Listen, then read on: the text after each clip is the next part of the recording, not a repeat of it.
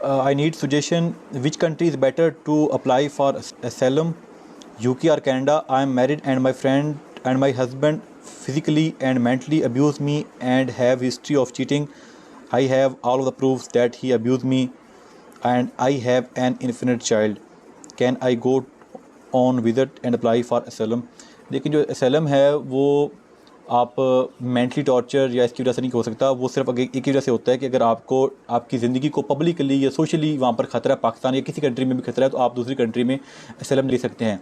But अगर आपको अपने हस्बैंड से ख़तरा है तो इट इज़ नॉट, तो आप उसका जो राइट है वो पाकिस्तान में क्लेम कर सकती हैं। आप जाके पुलिस स्टेशन में बता सकती हैं, आप कोर्ट के ज़रिए से बता सकती हैं कि मेरी अगर लाइफ को ख़तरा है तो अगर कुछ हुआ तो ही विल बी रिस्पॉन्सिबल, और ये तमाम चीज़ें होगा।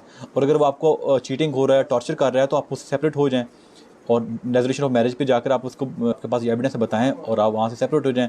बट जो आप ये कह रहे हैं कि असylum के लिए यूके या कोई कंट्री, तो वो आपको ऐसे ना वो करेंगे ना ही वो रखेंगे आपको।